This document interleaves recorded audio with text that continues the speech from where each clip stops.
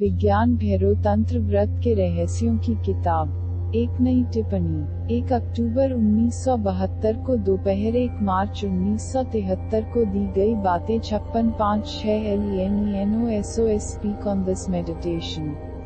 Allusions deceive, colors circumscribe, even DIVISIBES। यह एक दुर्लभ तकनीक है जिसका बहुत अधिक उपयोग नहीं किया जाता है, लेकिन भारत में सबसे महान शिक्षकों में से एक शंकर ने इसका उपयोग किया है, और शंकरा ने इस तकनीक पर अपना संपूर्ण दर्शन आधारित किया है। आप माया के उनके दर्शन को जानते हैं।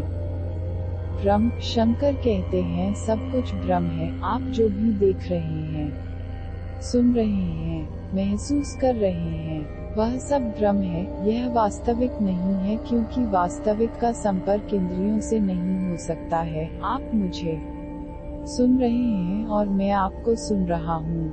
यह सिर्फ एक सपना हो सकता है, और कोई तरीका नहीं है कि यह कैसे देखा जाए कि यह एक सपना है या नहीं। मैं बस सपना देख रहा हूँ कि तुम यहाँ मुझे सुन रहे हो। मुझे कैसे पता चलेगा कि यह वास्तविक है और एक सपना नहीं है? अब कोई रास्ता नहीं है। चुंग जू के बारे में कहा जाता है कि एक रात उसने सपना देखा कि वह तितली बन गई है। सुबह वह बहुत दुखी था, और वह दुखी होने के लिए एक आदमी नहीं था। वह कभी उदास होने के लिए नहीं जाना जाता था। उनके शिष्यों ने इकट्ठा होकर कहा, चुंग जू मास्टर, आप इतने दुखी क्यों हैं? चुंग जू ने कहा, एक सपने के कारण। शिष्यों ने हंसते हुए कहा, एक सपने के कारण आप दुखी हैं? आप जो हमेशा हमें सिखाते रहे हैं कि भले ही दुखी न हो, भले ही सारी दुनिया आपको दुखी करती हो, और बस एक सपने ने आपको दुखी किया है।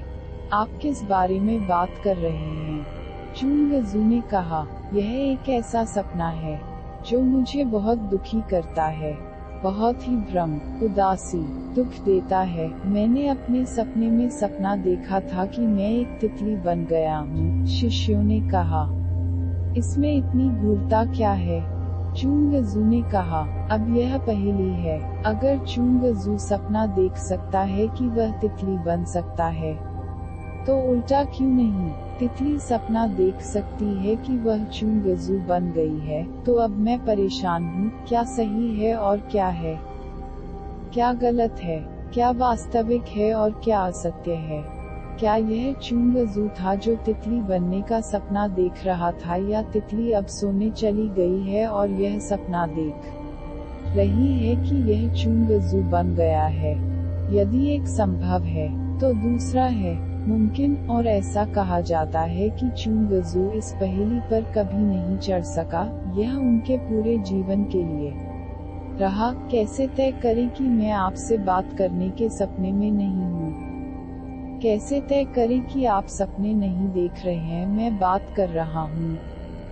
इंद्रियों के साथ कोई भी निर्णय संभव नहीं है, क्योंकि सपने देखते समय सपने वास्तविक लगते हैं, कुछ के रूप में वास्तविक। जब आप सपने देखते हैं, तो आप हमेशा महसूस करते हैं कि यह वास्तविक है। जब सपनों को वास्तविक के रूप में महसूस किया जा सकता है, तो वास्तविकता को सपने के रूप में क्यों नहीं महसूस किया जा सकता है? शंकर इंद्रियों के साथ कहते हैं कि यह जानने की कोई संभावना नहीं है कि आप जिस चीज का सामना कर रहे हैं वह वास्तविक है या असत्य, और अगर यह जानने की कोई संभावना नहीं है कि यह वास्तविक है या असत्य है, तो शंकर इसे माया कहते हैं। यह भ्रम है। भ्रम का मतलब असत्य नहीं है। भ्रम का मतलब यह तय करने की असंभवता है कि यह वास्तविक है या असत्य है। इसे याद रखें, पश्चिमी भाषाओं में माया बहुत गलत तरीके से अनुवादित किया गया है, और यह पश्चिमी शब्दों में यह भावना देता है कि भ्रम का अर्थ असत्य है। ऐसा नहीं होता।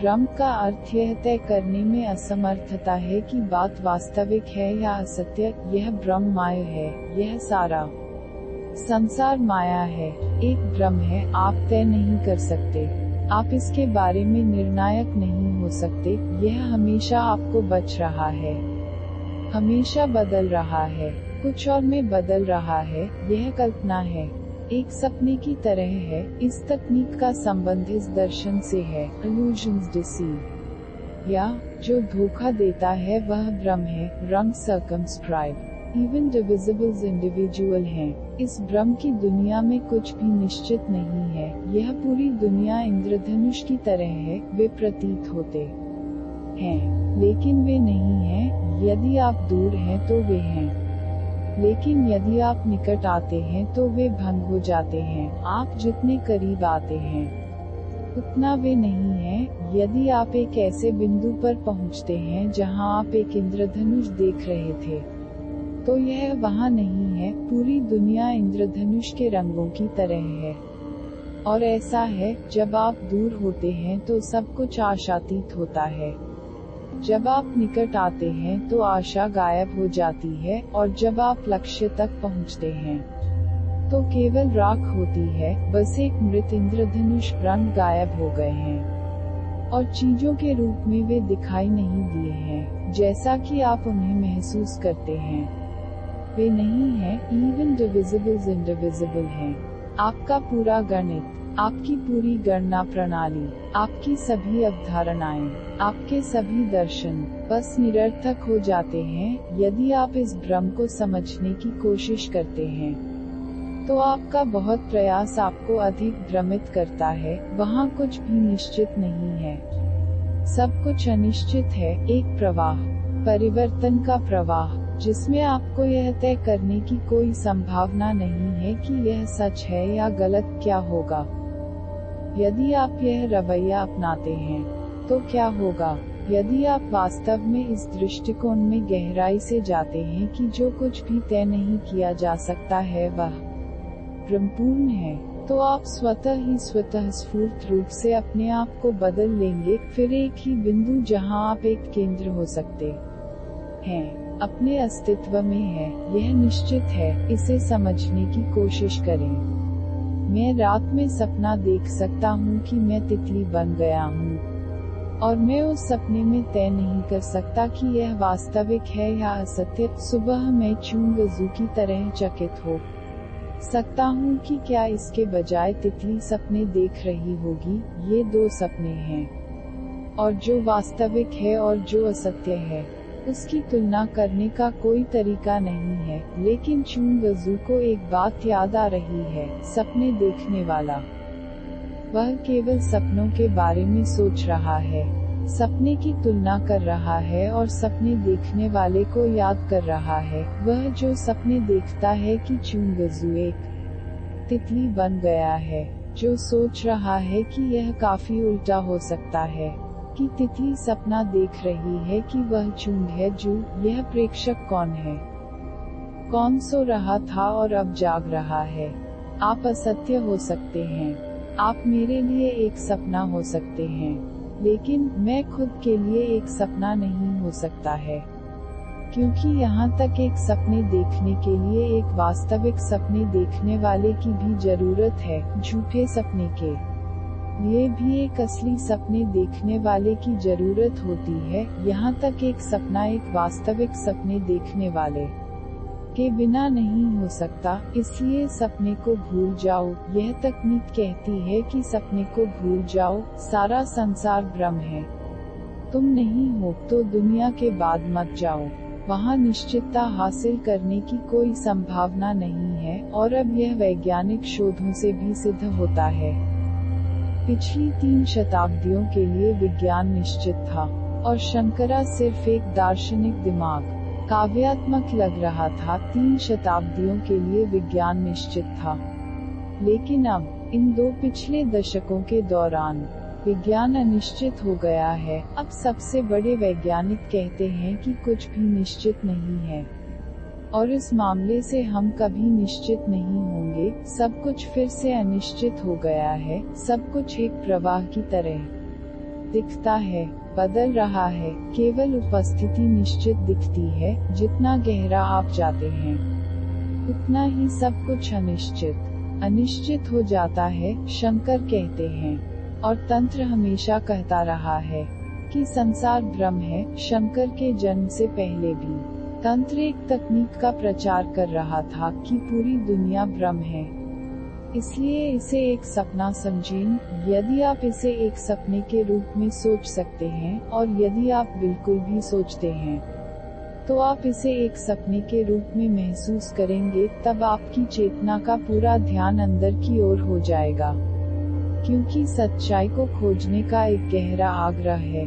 असली, यदि पूरा विश्व सत्य है, तो इसमें कोई आश्रय नहीं है। फिर आप छाया के बाद और समय और जीवन और ऊर्जा बर्बाद कर रहे हैं। फिर भीतर की ओर बढ़ी। एक बात निश्चित है, मैं हूँ, भले ही सारा संसार भ्रमपूर्ण हो। एक बात निश्चित है, कोई है जो यह जानता है कि यह भ्रम है। ज्ञान भ्रमपूर्ण हो सकता है, ज्ञात भ्रम हो सकता है, लेकिन ज्ञाता नहीं हो सकता। यह एकमात्र निश्चितता है, एकमात्र चट्टान है जिस पर आप खड़े हो सकते हैं। यह तकनीक कहती है कि दुनिया को देखो, यह एक सपना है, भ्रम है, और कुछ भी नहीं है जैसा कि यह दिखाई देता है। यह सिर्फ एक इंद्रधनुष है। इस भाव में गहरे उतरो। आप अपने आपको फेंक दिया जाएगा अपने स्वयं के पास आने के साथ। आप एक निश्चित सत्य के पास आते हैं, कुछ ऐसी चीज के लिए जो अमिट है, जो निरपेक्ष है। विज्ञान कभी भी निरपेक्ष नहीं हो सकता, यह सापेक्ष होने जा रहा है। केवल धर्म निरपेक्ष हो सकता है, क्योंकि यह सपने को नहीं खोजता है, यह सपने देखने वाले को खोजता है। अवलोकन के लिए नहीं, बल्कि पर्यवेक्षक, दृष्टा के लिए, जो जागरूक है। पिछला अगला